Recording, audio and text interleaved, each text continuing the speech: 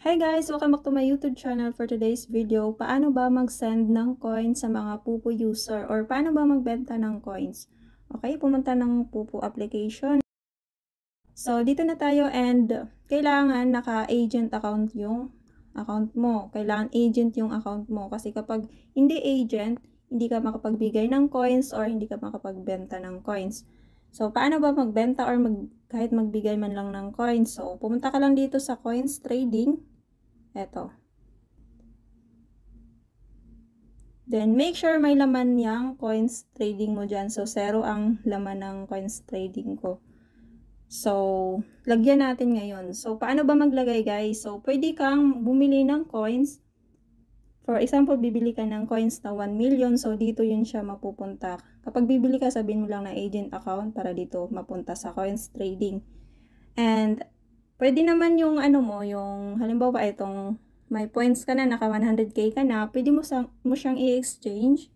And then, dito siya mapunta sa coins trading. So, example natin ngayon. I-exchange muna natin itong 105k. So, 100k lang makuha dyan guys. So, pindutin mo lang yung exchange points for coins. And then, ilagay mo tong apat na number dito.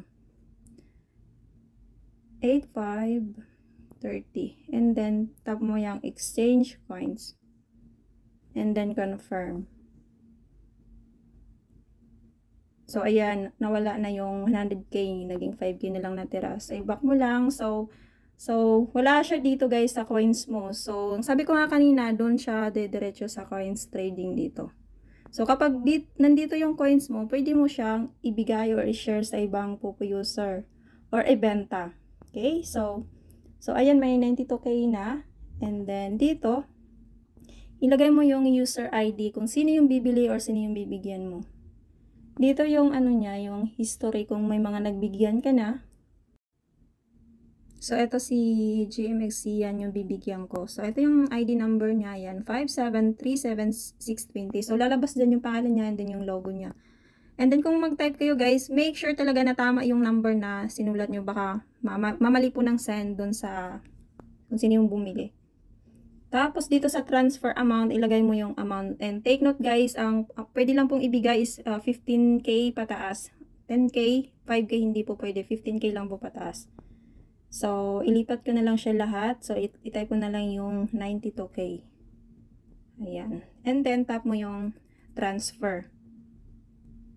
And then, confirm. Ayan. So, naging 0 na siya dahil nga nilipat na natin doon or binigyan na natin doon sa bumili. So, yun lang. Mag-send ng coins or magbenta ng coins. So, yun lang guys. Thank you for watching and don't forget to like, share, and subscribe. I feel like I'm losing my mind.